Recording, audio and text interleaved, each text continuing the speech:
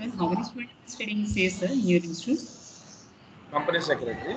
We have like right now five, like right now joined five students. That Okay. student took classes like personally. He took personal classes, 3 months, Okay. short term coaching he cleared, Yeah. Okay. and more to also cleared, but they took long term. Okay. Yeah, yeah. Anybody cleared that this time? Three students cleared, madam. Three students cleared, sir. Yes, Okay. yes. Group CS one. executive levels, group CS one. executive Okay. model. Now model two they will be starting. Yeah. Okay. Ma'am is taking, sir. Sorry, That time madam. is, Madam is ma'am taking. is taking. That is Yeah. madam's responsibility because she is a CS, so she takes. Yeah. Now, understanding learning curves in forecasting. So, as we have discussed yesterday, forecasting is nothing but prediction of the future. So, we have already discussed to forecast, we use regression model. Now we are speaking about learning curves. We can use learning curves also to forecast company's future. How would we do that? Let's understand. So what is learning curve? Learning curve is nothing but as more and more time you are involved in doing a particular task and more hours or more days or more years you spend on some particular task, performing that task routinely, you would be gaining a lot of experience. And then what happens is, since the amount of time you have spent is nothing but you have learned many things from that particular task, it has enhanced your experience, and we can say that you will become more efficient as more and more experience you gain, and we expect less blunders or less like errors from a person who is experienced. So learning curve is nothing but it is the concept that it refers to some concept that efficiency increases, but how? As the amount of experience a person has with a given task increases. Now, as a result, the time required for performing the task decreases as increases occur in the number of times the task has been performed. So he says, like more time you spend on task, okay, less time you will consume subsequently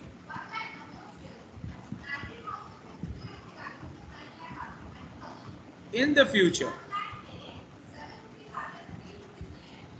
to perform the task.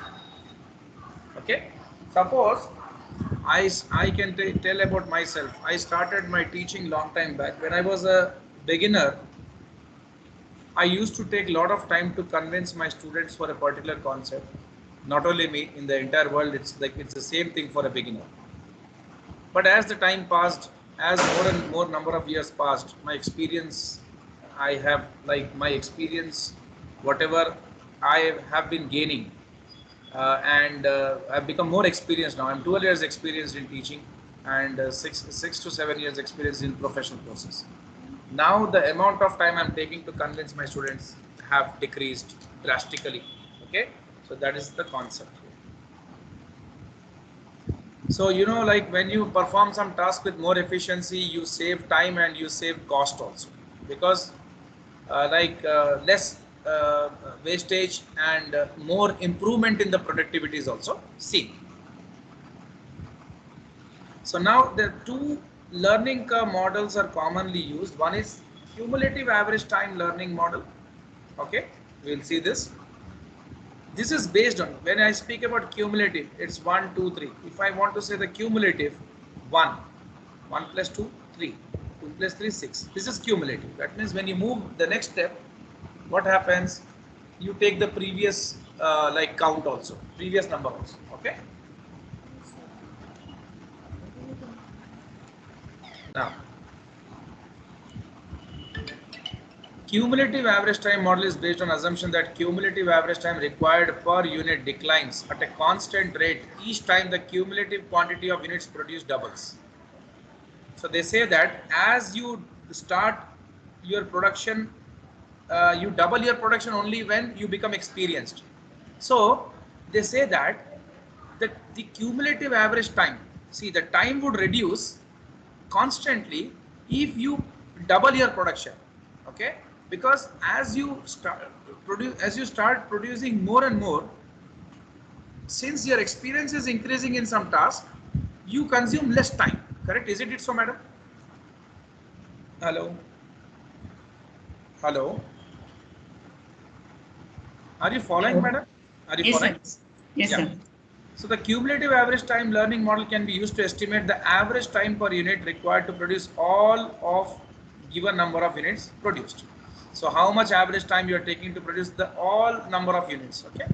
Now incremental unit time learning model is based on assumption that incremental amount of time required to produce last unit declines. Yeah, as you move forward, the last unit what you make, you will be consuming the least time to make that unit, okay?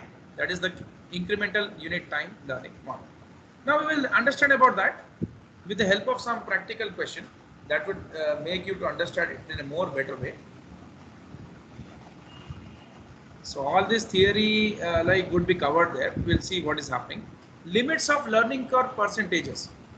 The learning curve will always be less than 100% because if the learning curve is 100%, then no learning and no decrease in the time required is taking place. So learning curve is always less than 100% because learning curve is, if say 100%, then no learning. That means you have completely learned everything now. Now, do you think there is any kind of learning required? No.